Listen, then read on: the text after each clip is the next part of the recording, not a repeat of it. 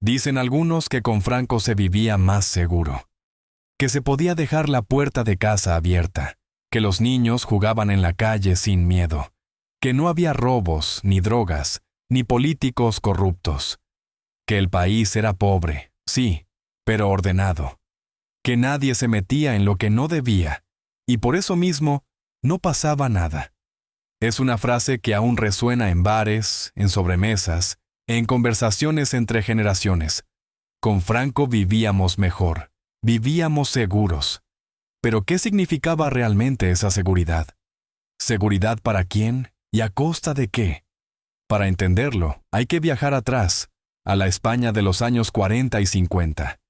Una nación devastada por la guerra civil, con las heridas todavía abiertas, con hambre, miedo y silencio. Franco prometió paz y orden, y de algún modo lo cumplió. Pero no con justicia, sino con control. La seguridad del régimen no se construyó sobre la confianza, sino sobre la vigilancia. Era la paz del cementerio, donde nadie se mueve, nadie protesta, y por tanto, no pasa nada. En los pueblos pequeños, el sonido de unos pasos al caer la noche podía helar la sangre. La Guardia Civil recorría las calles en pareja, fusil al hombro, tricornio brillante. Nadie se atrevía a hablar de política, ni siquiera dentro de casa. Los niños aprendían pronto a callar. De eso no se habla, decían las madres. Y ese silencio se convirtió en costumbre, en reflejo, en forma de supervivencia. Claro que había orden. Había misa los domingos, respeto a la autoridad, banderas limpias y vecinos que saludaban al cura. Pero también había delaciones, castigos, censura. Había miedo a destacar, a pensar diferente, a levantar la voz. En las escuelas se rezaba antes de entrar a clase y se enseñaba que el caudillo había salvado a España del caos. La historia oficial era una sola, y quien la discutía desaparecía de los registros. Las estadísticas de criminalidad del franquismo, las que hoy algunos citan con nostalgia, apenas reflejan la realidad. Porque el delito no era solo robar o matar, también era leer un libro prohibido, escuchar una emisora extranjera, reunirse sin permiso, amar a quien no se debía. Miles de detenidos por propaganda ilegal, blasfemia, faltas a la moral. Un país donde un beso en público podía llevarte a comisaría. ¿Era eso seguridad o sumisión? El régimen construyó una sensación de calma a base de miedo. Y lo hizo muy bien. La propaganda repetía que España era una isla de paz rodeada de un mundo caótico. Se hablaba de la reserva espiritual de Occidente, de la nación sin crimen, sin drogas, sin huelgas. Y en cierto modo, era verdad. No había huelgas, porque estaban prohibidas. No había manifestaciones, porque se reprimían. No había ladrones visibles, porque los más peligrosos vestían uniforme y tenían despacho. La gente se sentía segura porque conocía sus límites. Sabían hasta dónde podían hablar, vestir, rezar o amar. La obediencia era el precio de la tranquilidad. Quien no se metía en líos, vivía tranquilo. Pero debajo de esa aparente paz, España estaba llena de heridas invisibles, presos políticos, mujeres sometidas, emigrantes que huían del hambre, niños sin futuro.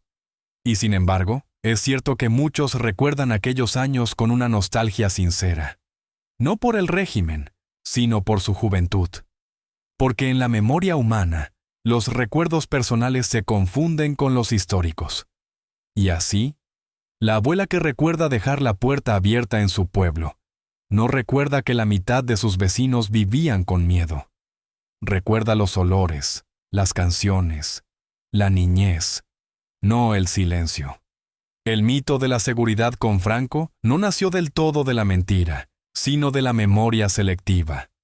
La España del dictador era un país donde la inseguridad no se veía, porque se escondía, se callaba o se castigaba. Donde la paz era una palabra escrita sobre el miedo. Y por eso, cuando hoy alguien dice, vivíamos más seguros, quizá lo que en realidad quiere decir es, vivíamos más controlados, más callados, más obedientes. La verdadera seguridad no es el silencio impuesto, sino la tranquilidad de poder hablar sin temer a nadie. Pero eso, en la España de Franco, era un lujo que solo tenían los que mandaban. Había paz, sí, pero una paz que pesaba. En los años 40 y 50, España era un país inmóvil, una nación con el alma encogida. Las campanas marcaban el ritmo del día y la voz del caudillo, desde la radio, marcaba el del pensamiento. Franco había prometido salvar a España del caos, del comunismo, de la anti-España. Y para cumplir esa promesa levantó una red invisible de vigilancia y silencio que lo cubría todo. La guerra había terminado, pero el miedo seguía vivo. Los pueblos estaban llenos de ausencias. Hombres fusilados, desaparecidos, exiliados. Las mujeres vestían de negro, los niños aprendían a rezar antes de comer, y nadie preguntaba demasiado. En cada esquina había un guardia civil, y en cada pueblo, alguien dispuesto a informar. No hacía falta ver la represión para sentirla. Bastaba con saber que existía. La brigada político-social, la policía secreta del régimen, no tenía uniforme. Se infiltraba en fábricas, universidades, cafés, escuchaba conversaciones, vigilaba cartas, anotaba nombres. Bastaba un rumor, una denuncia anónima, una palabra maldicha. Lo dijo sin mala intención, decía un vecino.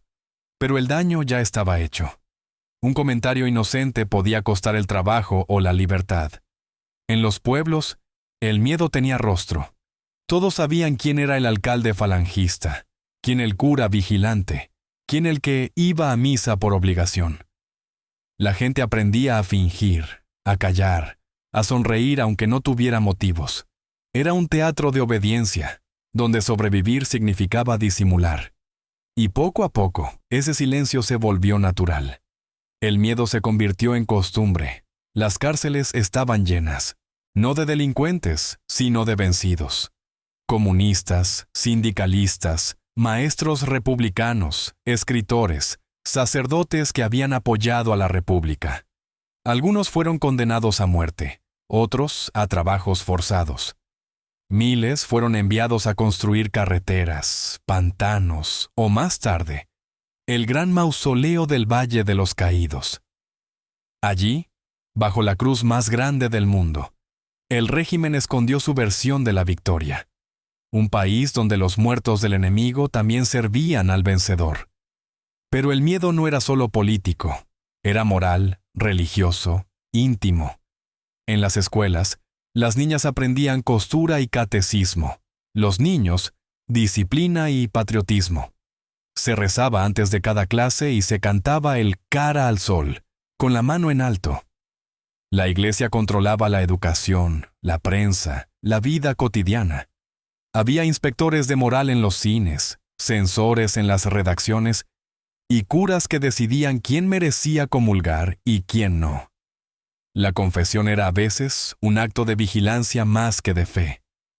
Por las noches, el miedo se sentía en las paredes. Las familias bajaban la voz cuando se hablaba de política, de los rojos, de los que se habían ido a Francia.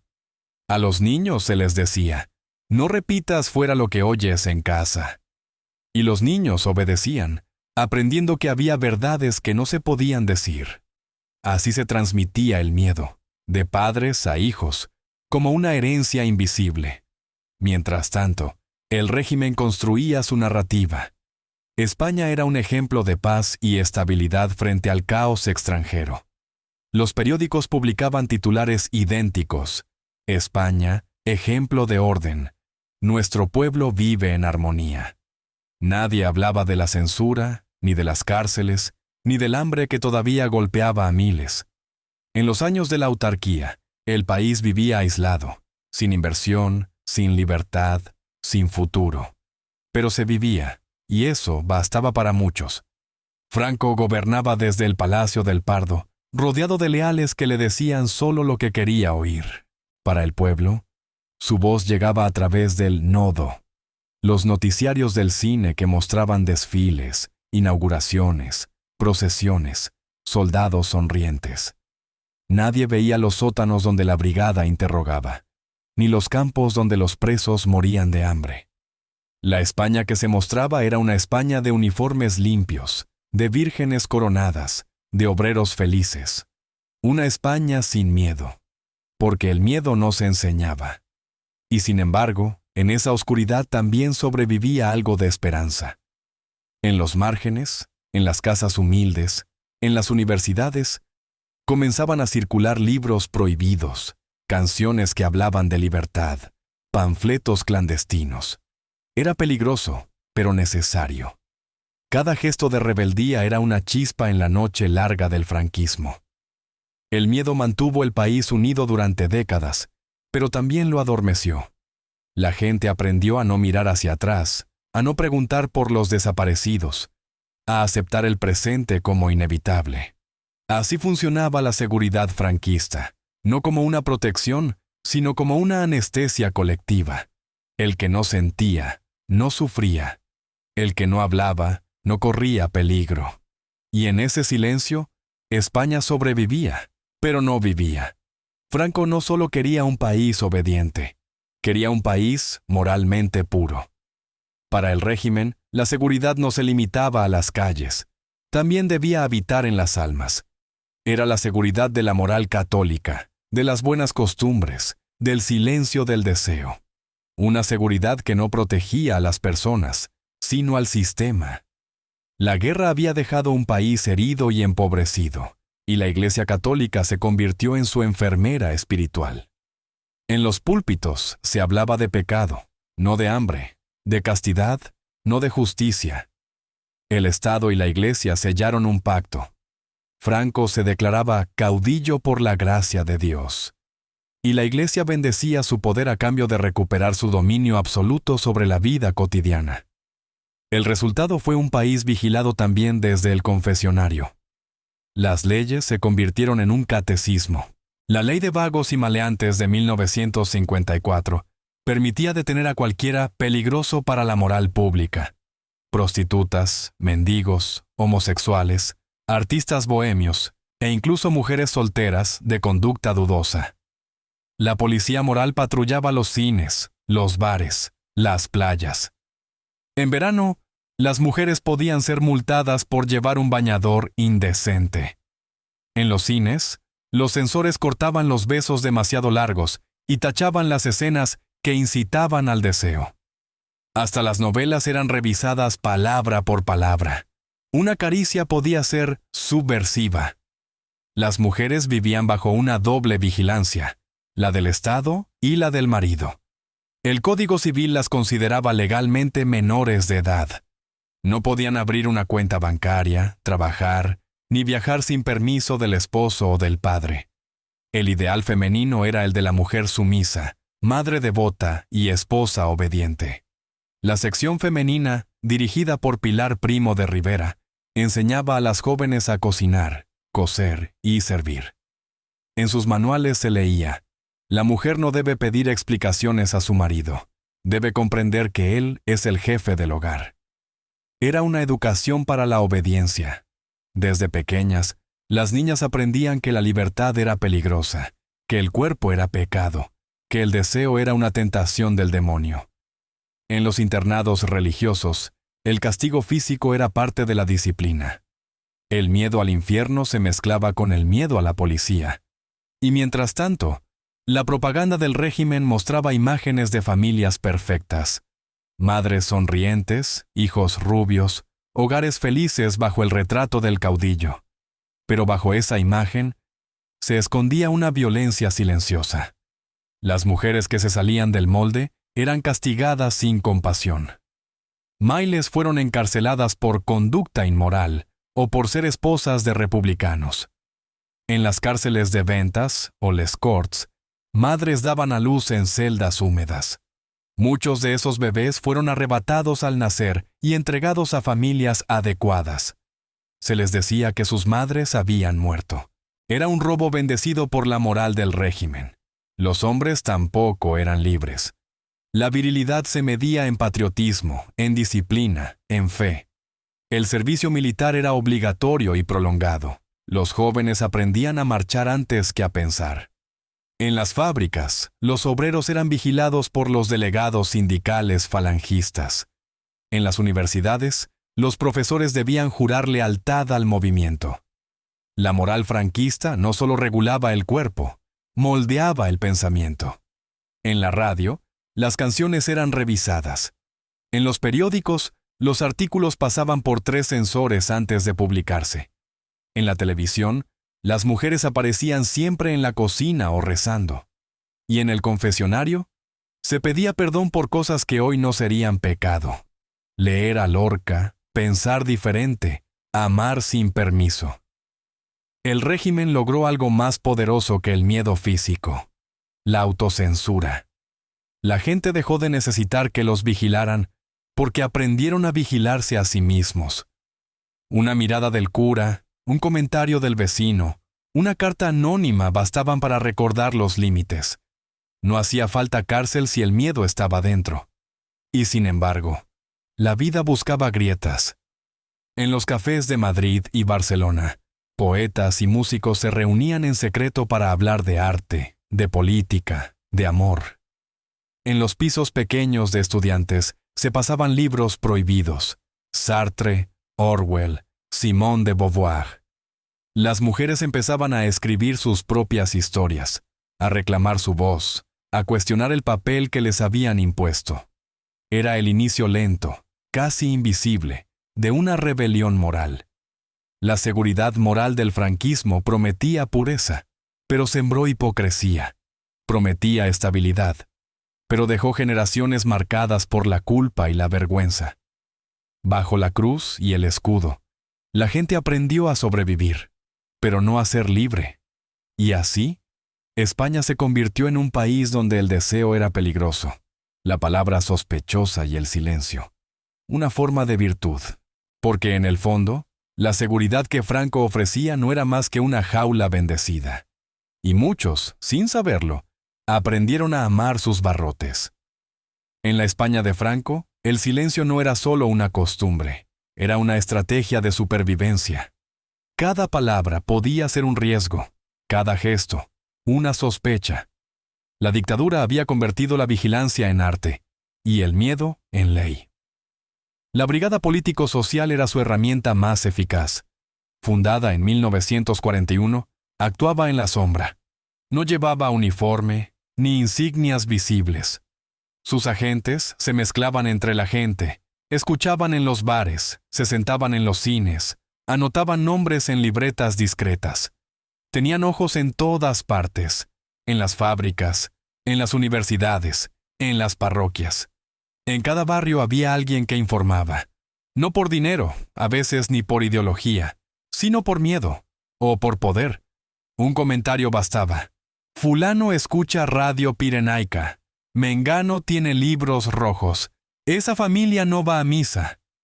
3 frases podían destruir una vida. Nadie sabía quién denunciaba. Podía ser el vecino, el cartero, el compañero de trabajo. Las cartas anónimas eran frecuentes. El rumor era una bala sin dueño. Cuando la brigada actuaba, lo hacía de noche. Tocaban la puerta a las 3 de la madrugada. 2 golpes secos, sin aviso. Acompáñenos. No hacía falta orden judicial. Bastaba una sospecha. Los detenidos desaparecían durante días, semanas, meses. En las comisarías, la luz nunca se apagaba. Los interrogatorios se repetían hasta el agotamiento. Las celdas eran pequeñas, sin ventanas, con olor a humedad y miedo. En Madrid, la sede de la Brigada Político-Social estaba en la calle de la Ballesta, y más tarde en la Dirección General de Seguridad, en la Puerta del Sol. Allí, decenas de opositores fueron torturados. Las paredes escucharon gritos que nunca se registraron. Los informes decían interrogatorio intensivo. Los supervivientes lo llamaban el infierno. Uno de los nombres más temidos era el del inspector Antonio González Pacheco, conocido como Billy el Niño. Su reputación se extendía por las cárceles de Carabanchel y Ventas. Golpes, palizas, humillaciones. La justicia nunca lo condenó. Hasta su muerte, en 2020, llevó una vida tranquila, condecorado y jubilado. Ningún gobierno se atrevió a juzgarlo. En esa España, la policía no protegía al ciudadano, lo vigilaba. Su misión no era mantener la seguridad pública, sino la seguridad del Estado. Y el Estado era Franco. Cualquier disidencia era considerada delito político. Reírse del caudillo, poseer un panfleto, escuchar a Serrat cantando en catalán, todo podía ser subversivo. La ley se escribía en los despachos del poder y se aplicaba en los sótanos de las comisarías. Las cárceles estaban llenas de hombres y mujeres cuyo único crimen había sido pensar distinto. Algunos fueron fusilados tras juicios sumarísimos. Otros, condenados a décadas de prisión. En Carabanchel, miles de presos políticos compartían celdas frías, sin luz, sin visitas. Aún así, entre aquellas paredes nacía una resistencia silenciosa. Se organizaban clases clandestinas, se escribían poemas, se compartía pan y esperanza. El silencio era la mejor defensa. Las familias de los presos aprendieron a callar. No se hablaba de política ni siquiera con los hijos. En los barrios obreros, el miedo era colectivo.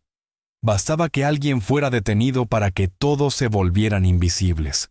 Nadie preguntaba, nadie sabía. Así, la represión se perpetuaba sin necesidad de que todos fueran vigilados.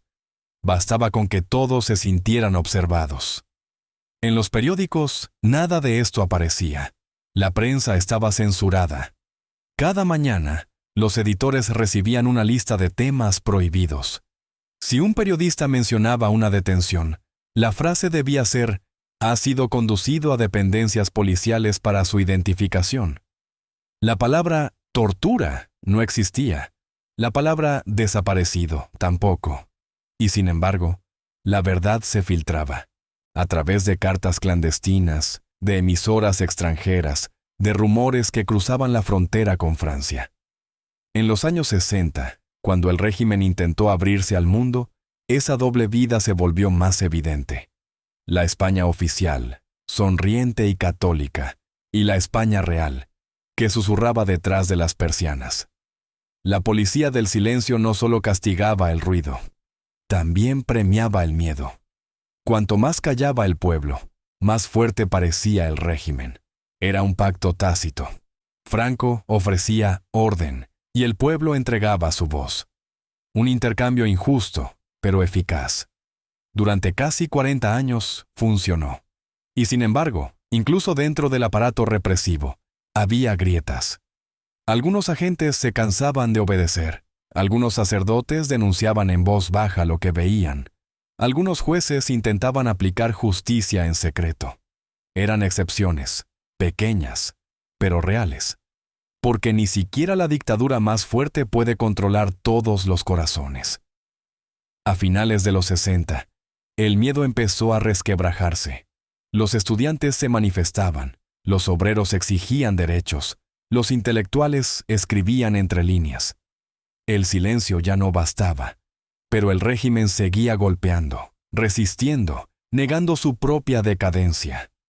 Durante casi 4 décadas, la policía del silencio mantuvo a un país entero bajo vigilancia. No hacía falta que todos estuvieran presos.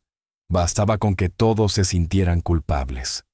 Y así, España vivió encerrada dentro de sí misma, esperando el momento en que el miedo, por fin, se cansara de mandar. A simple vista, la España de los años 50 y 60 parecía tranquila. En las plazas, los niños jugaban al fútbol, los vecinos se saludaban, las iglesias se llenaban los domingos.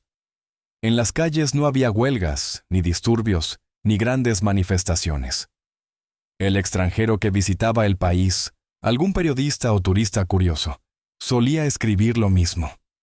España es un país pobre, pero muy ordenado. Y era cierto, al menos en apariencia. Franco había conseguido lo que más deseaba. Una nación silenciosa, disciplinada, que se movía al ritmo de su voluntad. Las ciudades crecían despacio, sin caos, sin protestas. La Guardia Civil patrullaba las carreteras con aire solemne. Los funcionarios obedecían sin preguntar, y las familias repetían el mismo ritual cada día: trabajo, misa, cena, sueño. Un país donde el tiempo parecía detenido. En Madrid, el tráfico empezaba a aumentar, pero los coches eran pocos y las bicicletas dominaban las avenidas.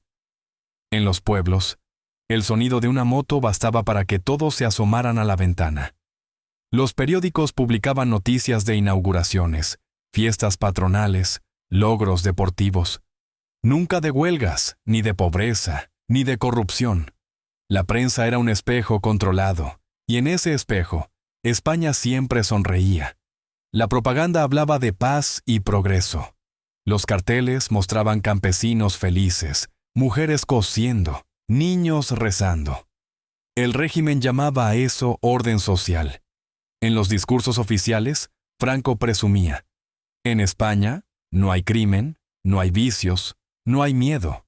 Pero la verdad era más simple y más triste. No había miedo porque todos ya lo llevaban dentro. El orden se mantenía gracias a 3 pilares: la censura, la policía y la autocensura. Los periódicos recibían listas diarias de lo que podían y no podían publicar. Los libros pasaban por una oficina que decidía qué párrafos cortar, qué ideas borrar. El cine estaba vigilado plano a plano. Hasta los anuncios de detergente debían exaltar la moral y las virtudes del hogar español. En las fábricas, la paz laboral se compraba con represión. No había sindicatos libres, solo el sindicato vertical, controlado por el Estado. Cualquier intento de huelga era considerado delito. Las protestas se llamaban disturbios, y sus organizadores, agitadores comunistas. Muchos obreros desaparecieron sin juicio, acusados de perturbar el orden. Los que se atrevían a reclamar un aumento de sueldo eran llevados al cuartelillo para una charla. Pero lo más eficaz no era la violencia, sino la rutina. El régimen supo que el trabajo y el cansancio eran los mejores aliados del silencio. En los pueblos, el día empezaba antes del amanecer y terminaba con la última misa. En las ciudades, los obreros tomaban el tranvía sin mirar a nadie. No había tiempo para pensar, ni energía para rebelarse. El hambre y la costumbre son poderosos instrumentos de control. Sin embargo, en los años 60, algo empezó a cambiar. El régimen, presionado por el aislamiento internacional, abrió lentamente la economía. Llegaron los turistas, los coches Seat 600, los Beatles en la radio. España comenzó a modernizarse, pero el miedo seguía presente, disfrazado de respeto. Los hombres seguían llamando «usted» al guardia. Las mujeres no podían usar minifalda. Los jóvenes escondían sus discos extranjeros para evitar problemas. A los ojos del mundo, el país empezaba a parecer moderno. Hoteles en la Costa Brava, playas llenas de alemanes, anuncios de Coca-Cola, misas en televisión. Pero bajo esa nueva fachada seguía latiendo el mismo sistema. La policía secreta seguía activa. Los tribunales de orden público seguían dictando condenas, y los obreros que pedían derechos seguían siendo golpeados. Era el mismo miedo, solo que mejor maquillado. El orden de Franco era un equilibrio frágil, sostenido por la represión y la resignación. Nadie podía votar, pero todos sabían quién mandaba. Nadie podía elegir, pero se repetía que España era libre. Los discursos oficiales hablaban de unidad, de familia, de moral. La televisión, el nuevo gran instrumento del régimen, transmitía misa los domingos y películas sin besos los sábados.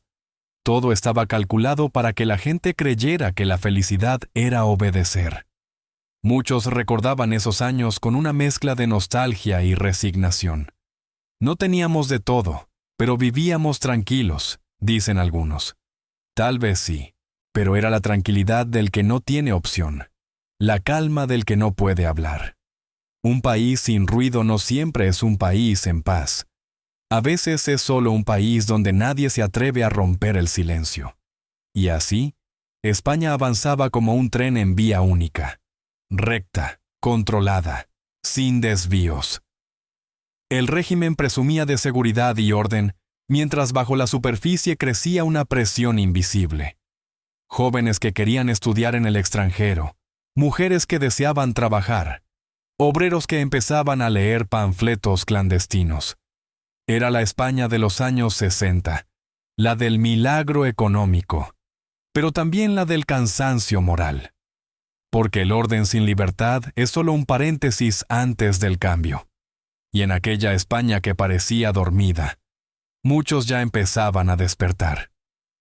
El orden de Franco no era tan sólido como parecía. Debajo de la calma aparente, la presión crecía.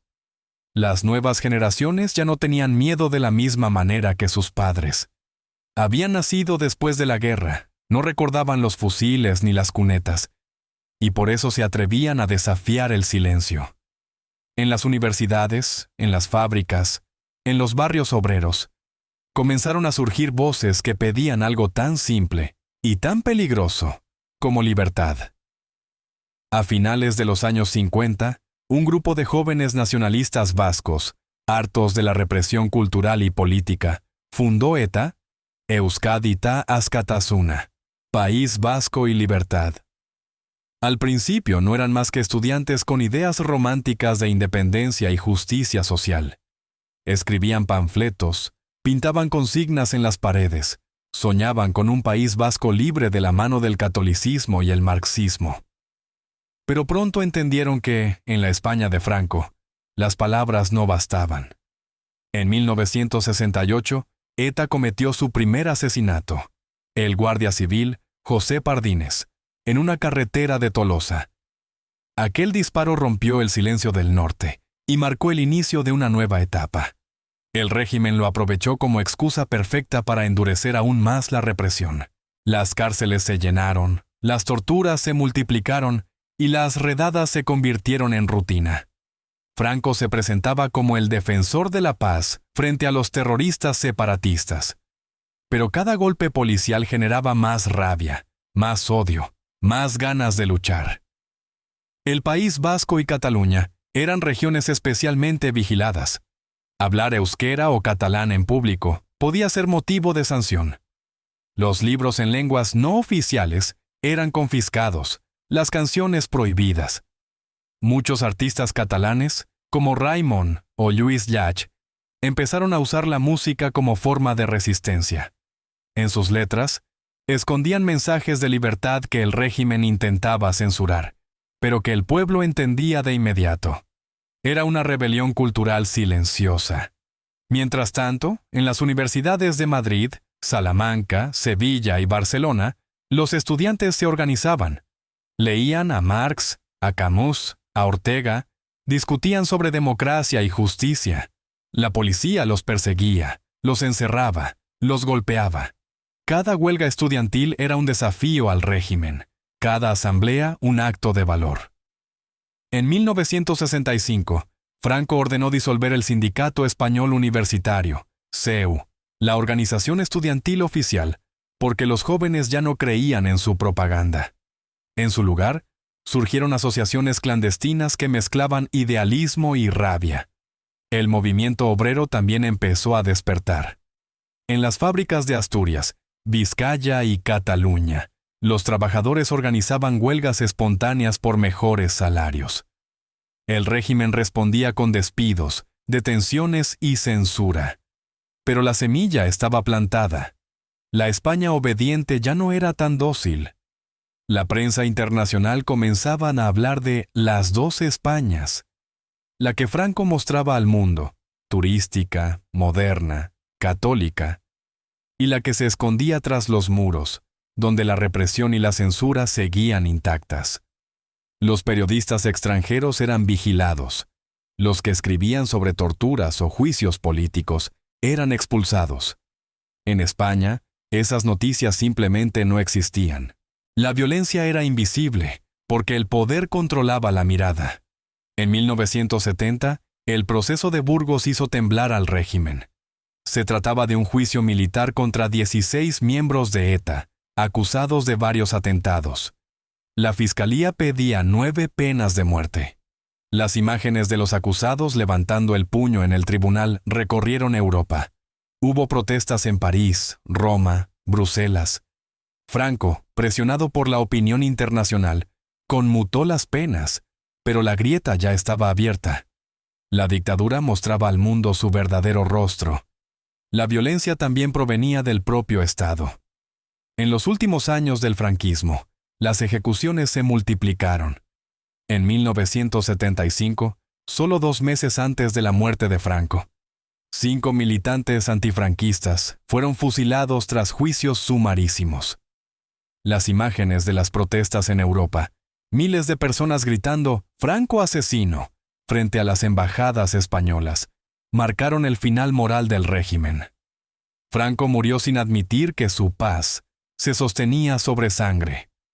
Nunca reconoció que su represión había alimentado la violencia que decía combatir. La ETA, nacida bajo su dictadura, seguiría matando durante décadas, incluso en democracia, convertida en el oscuro legado de un régimen que sembró odio para mantener el orden. Y mientras tanto, muchos españoles seguían atrapados entre 2 miedos: el miedo al terrorismo y el miedo al Estado. En los noticiarios del Nodo, las bombas no existían. En los pueblos, los funerales eran discretos, las conversaciones, susurradas. La violencia era real, pero la censura la convertía en un rumor. El franquismo quiso borrar el conflicto, pero solo lo escondió. Y cuando todo pareció calmarse, cuando los turistas llenaban las playas y los hoteles nuevos brillaban al sol, debajo del ruido de las olas, seguía latiendo la vieja España del miedo. Esa fue la gran paradoja del régimen. Creó tanto silencio, tanta represión, que el país empezó a gritar por dentro. Y cuando, al fin, el caudillo murió en su cama, España descubrió que la verdadera violencia no había terminado. Apenas estaba despertando. El 20 de noviembre de 1975, a las 4:20 de la madrugada, murió Francisco Franco. En los noticiarios, la voz del locutor temblaba. «Españoles, Franco ha muerto». En las calles no hubo celebraciones, ni lágrimas sinceras. Solo un silencio espeso, incómodo, como si el país entero no supiera qué sentir. 40 años de dictadura habían terminado, pero nadie sabía qué venía después. España despertó aquel día como quien sale de un largo sueño y no reconoce su propio rostro. El caudillo había controlado todos los aspectos de la vida nacional: el ejército, la policía, la iglesia, la prensa. Nada había funcionado sin su permiso. Y ahora, de repente, el trono estaba vacío. El poder, sin su sombra, era un animal asustado. Franco había dejado atado su legado. Designó como sucesor al joven Juan Carlos de Borbón, nieto del último rey. Muchos pensaban que sería su continuador, pero el nuevo monarca tenía otros planes. En su primera declaración, prometió una monarquía para todos los españoles. Una frase ambigua, pero llena de esperanza. Poco a poco, comenzó a tejer el cambio más delicado y arriesgado de la historia moderna de España: pasar de la dictadura a la democracia, sin volver a la guerra. La transición fue un equilibrio sobre el abismo. En los despachos del poder, los viejos franquistas seguían ocupando los cargos más altos. En las calles, los obreros y los estudiantes pedían elecciones libres, amnistía para los presos políticos, libertad de prensa. El miedo todavía estaba presente, pero mezclado con algo nuevo: el deseo de hablar, de respirar. El primer paso fue nombrar a Adolfo Suárez presidente del gobierno en 1976. Nadie lo esperaba. Era un político joven, antiguo falangista, pero con una intuición que pocos tenían. Comprendió que la única forma de salvar el país era cambiarlo. En secreto, comenzó a reunirse con líderes de la oposición, incluso con comunistas y socialistas que habían pasado años en la clandestinidad. Mientras tanto, la calle ardía. En Vitoria, en marzo de 1976, una huelga obrera terminó en tragedia. La policía disparó contra los manifestantes dentro de una iglesia, matando a 5 personas. Las imágenes corrieron por toda Europa. España seguía siendo un país violento, dividido, temeroso. Pero algo había cambiado. Esta vez, la gente no se cayó. Suárez impulsó la ley para la reforma política, una jugada maestra. Una ley franquista que, paradójicamente, legalizaba el fin del franquismo. En diciembre de 1976, se sometió a referéndum. Por primera vez en más de 40 años, los españoles votaron. El sí ganó con una mayoría abrumadora. Era el primer paso hacia la libertad. En 1977, llegaron las elecciones generales. Por primera vez, las papeletas sustituyeron a los fusiles. Los partidos políticos fueron legalizados, incluso el Partido Comunista, cuya aprobación causó temblores dentro del ejército. Pero el país eligió la esperanza. Adolfo Suárez se convirtió en el primer presidente democrático. En las calles de Madrid, miles de personas cantaban, lloraban, abrazaban. España volvía a pertenecer a los españoles. Sin embargo, el miedo no desapareció de la noche a la mañana. Los viejos poderes seguían ahí. Los militares, los ultracatólicos, los nostálgicos del régimen. En las sombras se preparaban conspiraciones, amenazas, atentados. La violencia de ETA aumentaba, las bombas sacudían el norte del país, los secuestros se multiplicaban. Era como si la libertad tuviera que pagarse a fuego. Y entonces, el 23 de febrero de 1981, el miedo volvió a tomar forma. En pleno Congreso de los Diputados, un grupo de guardias civiles, liderados por el teniente coronel Antonio Tejero, irrumpió a punta de pistola. Gritos, disparos al techo, diputados tirados al suelo. España entera contuvo el aliento. La democracia, apenas nacida, pendía de un hilo. Esa noche, la televisión transmitió un mensaje del rey. Juan Carlos, vestido con uniforme militar, habló con voz firme. La corona, símbolo de la permanencia del Estado, no puede tolerar en forma alguna acciones o actitudes de personas que pretendan interrumpir por la fuerza el proceso democrático. Fue una frase breve, pero decisiva. Los golpistas se quedaron solos. Al amanecer, se rindieron. La democracia sobrevivió. La transición no fue perfecta. Hubo pactos de silencio, amnistías que impidieron juzgar los crímenes del franquismo, heridas que nunca se cerraron. Pero fue un milagro político. Un país que había vivido 40 años bajo el miedo logró cambiar sin matarse de nuevo. El valor no fue de unos pocos, sino de millones de españoles que eligieron el diálogo sobre la venganza. Cuando Suárez dimitió en 1981, dijo una frase que resumía aquella época. Hicimos lo que creímos que era mejor para la convivencia de los españoles. Esa palabra, convivencia, era nueva en el vocabulario de una nación acostumbrada a la obediencia. De la oscuridad a la luz, de la represión a la palabra. La transición fue eso, un puente frágil construido con miedo y esperanza, un acto de fe colectiva. España había aprendido por fin que la libertad no se impone, se conquista. Casi medio siglo después de la muerte de Franco, la frase sigue escuchándose en bares, en taxis, en sobremesas familiares. Con Franco vivíamos más seguros. Algunos la dicen con nostalgia, otros con ironía, otros con rabia. Es una frase que divide, pero también revela algo más profundo. La memoria de un país que aún busca entender su pasado. ¿Vivíamos más seguros? Quizás sí, si la seguridad se mide por el silencio. Nadie protestaba, nadie salía a la calle a gritar, las puertas se dejaban abiertas y los ladrones parecían no existir. Pero esa tranquilidad era una ilusión, porque no era fruto de la confianza, sino del miedo.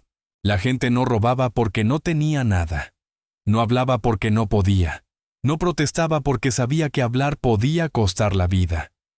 La verdadera pregunta no es si había seguridad, sino de qué teníamos miedo. Durante 40 años, el Estado controló ese miedo. Lo alimentó, lo dosificó, lo usó para gobernar. La seguridad se convirtió en un instrumento político. Y aunque el ruido de los fusiles desapareció, el eco del silencio quedó grabado en la piel de varias generaciones. Hoy España es un país libre, con prensa, con elecciones, con manifestaciones, con ruido. A veces demasiado ruido. Y hay quien confunde ese ruido con desorden. Antes no pasaba nada, dicen. Pero en realidad, antes no se sabía nada. Las injusticias existían, solo que no se contaban. El crimen no se veía porque estaba dentro de los muros, dentro de las comisarías, dentro de las conciencias. La democracia trajo consigo la libertad. Y también la incertidumbre. La libertad asusta, porque nos hace responsables. Ya no hay un padre autoritario que diga qué está bien y qué está mal. Ahora el ciudadano debe decidir, debe pensar, debe convivir con la diferencia. Esa es la madurez de una sociedad. Aprender que la seguridad no consiste en no tener miedo, sino en poder enfrentarlo sin perder los derechos. España ha cambiado. Las calles están llenas de voces diversas, de acentos, de banderas, de debates. La policía responde ante la ley, no ante un caudillo. La prensa critica al poder. Los jóvenes no temen decir lo que piensan. Y sin embargo, el fantasma de la nostalgia sigue ahí, recordándonos que el miedo también puede ser cómodo. Porque el miedo, cuando se disfraza de orden, ofrece una falsa paz, la paz de no elegir. La memoria histórica sigue siendo un terreno de disputa. Las fosas comunes aún guardan a miles de desaparecidos. El Valle de los Caídos, aquel monumento levantado por presos, se ha convertido en símbolo de esa herida. En 2019, los restos de Franco fueron exhumados y trasladados fuera del mausoleo. Muchos lo celebraron como el final de una era, pero otros lo vivieron como una provocación. La división demostró que la historia, cuando no se habla, no desaparece, se enquista. Mirar atrás no es abrir viejas heridas, es cerrarlas de verdad. Recordar no es venganza, es justicia. Porque un país sin memoria está condenado a repetir su miedo. Franco prometió seguridad, y durante décadas muchos creyeron haberla tenido. Pero era una seguridad de muros altos y bocas cerradas. Hoy, la seguridad debe medirse de otra forma, en derechos, en dignidad, en libertad. Seguridad es que un periodista pueda escribir sin miedo, que una mujer pueda amar a quien quiera, que un trabajador pueda protestar sin desaparecer, que un ciudadano pueda mirar al policía sin bajar la cabeza. Esa es la seguridad que costó una dictadura y una transición entera construir. A veces, cuando alguien dice, con Franco vivíamos más seguros, lo que realmente dice es, con Franco no teníamos dudas. Pero las dudas son el precio de la libertad, y son, también, su mayor conquista. España no es perfecta. Tiene conflictos, desigualdades, ruido político, heridas abiertas, pero ya no tiene miedo. Y esa, quizás, es la mayor forma de seguridad que un pueblo puede alcanzar. La de hablar sin temblar, la de recordar sin callar. En una entrevista de los años 80, una anciana de Valladolid, que había perdido a su hermano en la guerra, dijo algo sencillo pero profundo. Con Franco vivíamos en silencio. Ahora vivimos con ruido, sí, pero es un ruido que suena a vida. Casi medio siglo después de la muerte de Franco, la frase sigue escuchándose en bares, en taxis, en sobremesas familiares. Con Franco vivíamos más seguros. Algunos la dicen con nostalgia, otros con ironía, otros con rabia. Es una frase que divide, pero también revela algo más profundo. La memoria de un país que aún busca entender su pasado. ¿Vivíamos más seguros? Quizás sí, si la seguridad se mide por el silencio. Nadie protestaba, nadie salía a la calle a gritar. Las puertas se dejaban abiertas, y los ladrones parecían no existir. Pero esa tranquilidad era una ilusión, porque no era fruto de la confianza, sino del miedo. La gente no robaba porque no tenía nada, no hablaba porque no podía, no protestaba porque sabía que hablar podía costar la vida. La verdadera pregunta no es si había seguridad, sino de qué teníamos miedo. Durante 40 años, el Estado controló ese miedo, lo alimentó, lo dosificó, lo usó para gobernar. La seguridad se convirtió en un instrumento político. Y aunque el ruido de los fusiles desapareció, el eco del silencio quedó grabado en la piel de varias generaciones. Hoy España es un país libre, con prensa, con elecciones, con manifestaciones, con ruido. A veces demasiado ruido. Y hay quien confunde ese ruido con desorden. Antes no pasaba nada, dicen, pero en realidad, antes no se sabía nada. Las injusticias existían, solo que no se contaban.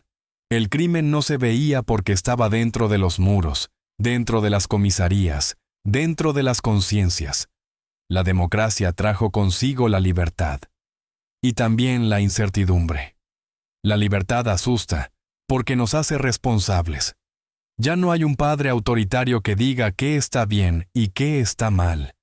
Ahora el ciudadano debe decidir, debe pensar, debe convivir con la diferencia. Esa es la madurez de una sociedad.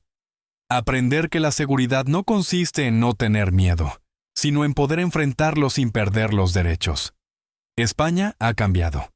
Las calles están llenas de voces diversas, de acentos, de banderas, de debates. La policía responde ante la ley, no ante un caudillo. La prensa critica al poder. Los jóvenes no temen decir lo que piensan. Y sin embargo, el fantasma de la nostalgia sigue ahí, recordándonos que el miedo también puede ser cómodo. Porque el miedo, cuando se disfraza de orden, ofrece una falsa paz, la paz de no elegir. La memoria histórica sigue siendo un terreno de disputa. Las fosas comunes aún guardan a miles de desaparecidos. El Valle de los Caídos, aquel monumento levantado por presos, se ha convertido en símbolo de esa herida. En 2019, los restos de Franco fueron exhumados y trasladados fuera del mausoleo. Muchos lo celebraron como el final de una era, pero otros lo vivieron como una provocación. La división demostró que la historia, cuando no se habla, no desaparece, se enquista. Mirar atrás no es abrir viejas heridas, es cerrarlas de verdad. Recordar no es venganza, es justicia. Porque un país sin memoria está condenado a repetir su miedo. Franco prometió seguridad, y durante décadas muchos creyeron haberla tenido. Pero era una seguridad de muros altos y bocas cerradas. Hoy, la seguridad debe medirse de otra forma, en derechos, en dignidad, en libertad. Seguridad es que un periodista pueda escribir sin miedo, que una mujer pueda amar a quien quiera, que un trabajador pueda protestar sin desaparecer, que un ciudadano pueda mirar al policía sin bajar la cabeza. Esa es la seguridad que costó una dictadura y una transición entera construir. A veces, cuando alguien dice, con Franco vivíamos más seguros, lo que realmente dice es, con Franco no teníamos dudas. Pero las dudas son el precio de la libertad, y son también su mayor conquista. España no es perfecta. Tiene conflictos, desigualdades, ruido político, heridas abiertas. Pero ya no tiene miedo. Y esa, quizás, es la mayor forma de seguridad que un pueblo puede alcanzar. La de hablar sin temblar, la de recordar sin callar. En una entrevista de los años 80, una anciana de Valladolid, que había perdido a su hermano en la guerra, dijo algo sencillo pero profundo. Con Franco vivíamos en silencio. Ahora vivimos con ruido, ¿sí? Pero es un ruido que suena a vida. Esa frase resume el viaje de todo un país, del miedo a la voz, del orden impuesto al caos libre, de la seguridad sin alma a la libertad con dudas. Porque al final, la única seguridad verdadera es poder ser libres sin volver a tener miedo.